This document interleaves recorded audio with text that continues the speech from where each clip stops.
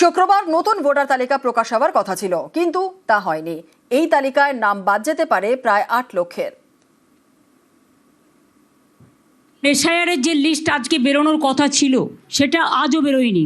এই করে করে দিনগুলো নষ্ট হচ্ছে।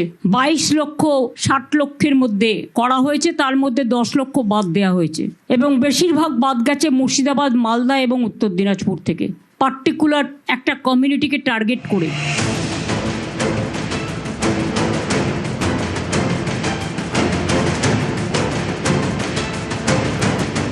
28 ফেব্রুয়ারি রাজ্যে প্রথম ভোটার তালিকা প্রকাশ করে নির্বাচন কমিশন। আর 20 মার্চ অর্থাৎ শুক্রবার প্রথম সাপ্লিমেন্টারি তালিকা প্রকাশ হওয়ার কথা ছিল, কিন্তু তা হয়নি। 22 লক্ষ করতে যদি 15 দিন 20 দিন লাগে, তা ইলেকশন আসা পর্যন্ত প্রসেস কমপ্লিট হবে তো? 28 ফেব্রুয়ারি প্রথম ভোটার তালিকা প্রকাশের পরে দেখা যায় বিচারাধীন সংখ্যা 60,06,675। এর মধ্যে সবচেয়ে বেশি বিচারাধীন মুর্শিদাবাদে 11,01,145, মালদায় 8,28,127, উত্তর 24 পরগনা 5,91,252, দক্ষিণ 24 পরগনায় 5,22,042, উত্তর দিনাজপুরে 4,80,341। সুপ্রিম কোর্টের নির্দেশে এই বিচারাধীনদের নিষ্পত্তির কাজ করছে বিচার বিভাগ। প্রথম তালিকা অনুযায়ী বিচারাধীন 60 লক্ষ। বৃহস্পতিবার পর্যন্ত 25 লক্ষের বেশি নামের নিষ্পত্তি হয়ে গিয়েছে। এর মধ্যে অন্তত 8 লক্ষের নাম বাদ যেতে পারে।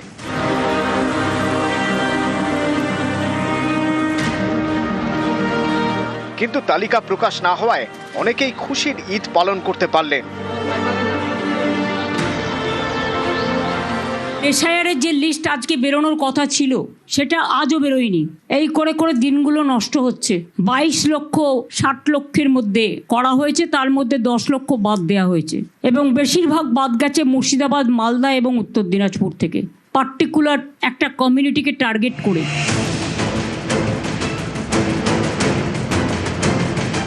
নিউজ 18 বাংলা।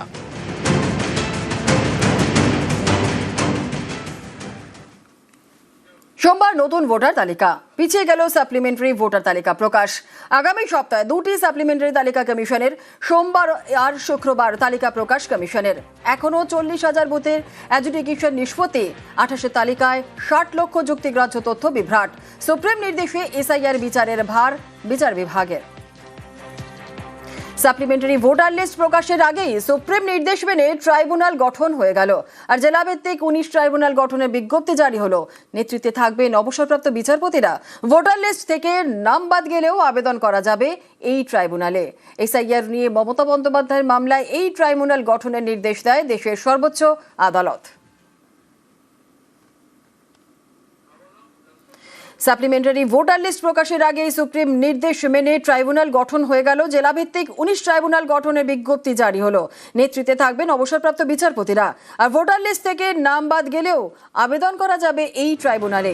এসআইআর নিয়ে মমতা বন্দ্যোপাধ্যায়ের মামলায় এই ট্রাইব্যুনাল গঠনের নির্দেশ দেয় দেশের সর্বোচ্চ আদালত।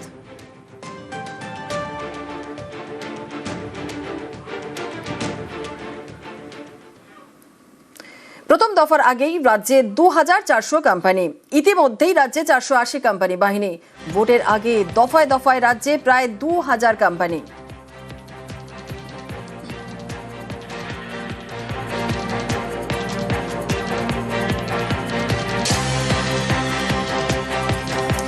একত্রিশে মার্চের মধ্যে রাজ্যে আরও 300 কোম্পানি। 7 এবং 10ই এপ্রিল 2 দফায় 600 কোম্পানি বাহিনী রাজ্যে। 13ই এপ্রিলের মধ্যে রাজ্যে আসবে 277 কোম্পানি বাহিনী। আর 18ই এপ্রিল ভোট পাহারায় আরও 743 কোম্পানি বাহিনী। 31শে মার্চের মধ্যে রাজ্যে আরও 300 কোম্পানি। 7 এবং 10ই এপ্রিল 2 দফায় 600 কোম্পানি বাহিনী রাজ্যে। 13ই এপ্রিলের মধ্যে রাজ্যে আসবে 277 কোম্পানি বাহিনী। আর 18ই এপ্রিল ভোট পাহারায় আরও 743 কোম্পানি বাহিনী।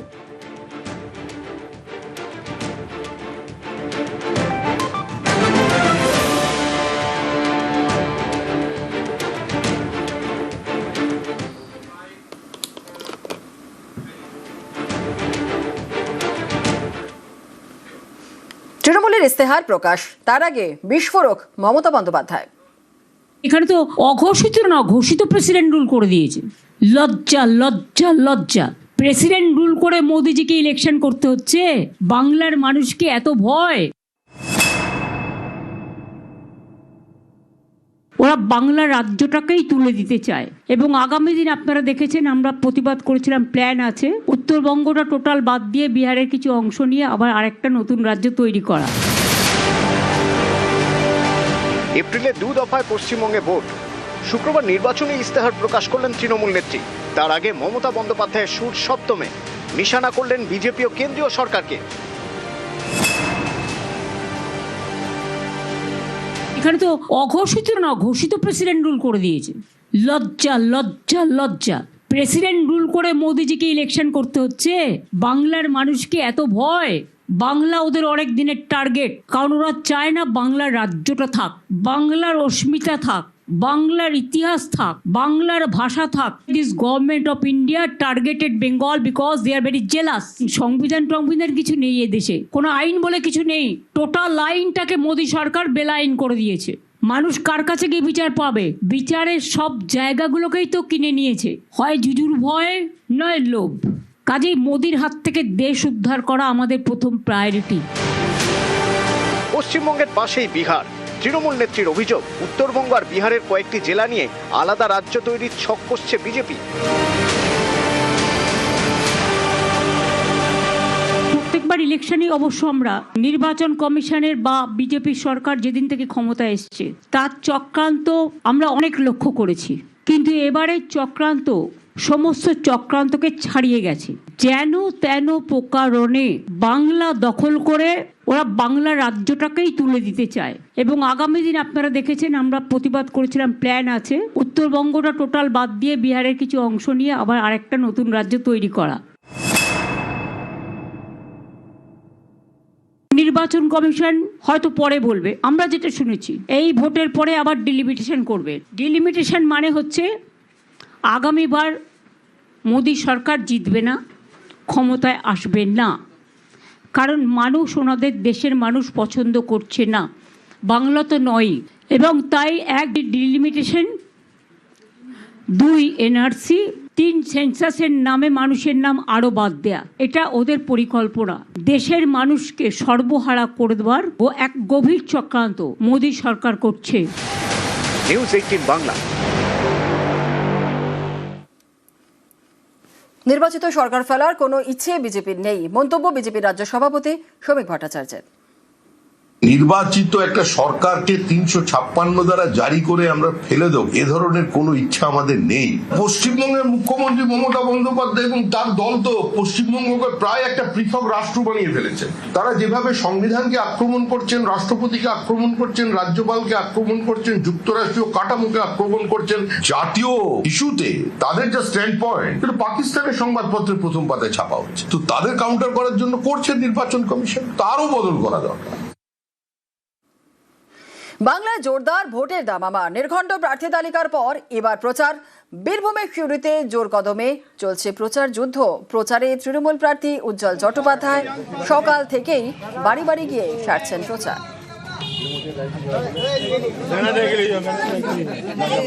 মানুষ এখানে প্লাস এখানে যে আমাদের সেন্ট্রাল গভর্নমেন্ট যে বঞ্চিত 100 দিনের কাজ, তারপরে আবাসের টাকা বন্ধ করা, এই জন্য আমাদের মানুষ আমাদের দিদির উপর আস্থা রেখেছে, জোড়াফুল চিহ্নে ভোট দেবে।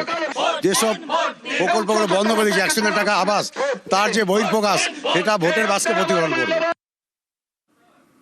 ভোটের টিকিট পেয়ে এবার জোর প্রচার। পথে প্রচারে সিউড়ির বিজেপি প্রার্থী, জনসংযোগে পদ্মপ্রার্থী জগন্নাথ চট্টোপাধ্যায় সকাল থেকেই সিউড়ির ওয়ার্ডে ওয়ার্ডে সারলেন প্রচার।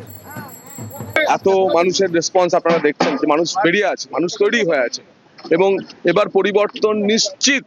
এবার পদ্ম, এবার বিজেপি, আর এবার সিউড়ি শহর থেকে পদ্ম প্রতিনিধি আমরা বিধানসভায় পাঠাবো। মানুষ তৈরি হয়ে আছে, মানুষ ঠিক করে নিয়েছে পাল্টানো দরকার, চাই বিজেপি সরকার। 26 চ্যালেঞ্জে পথে প্রচারে বামেরাও। বীরভূমের সিউড়িতে প্রচারে সিপিআইএম প্রার্থী, জনসংযোগে বাম প্রার্থী মতিউর রহমান দোকানে দোকানে বাড়িতে বাড়িতে গিয়ে সারলেন প্রচার। এই ভোটে অন্তত বলবো যে পার্টি বাদ দিয়ে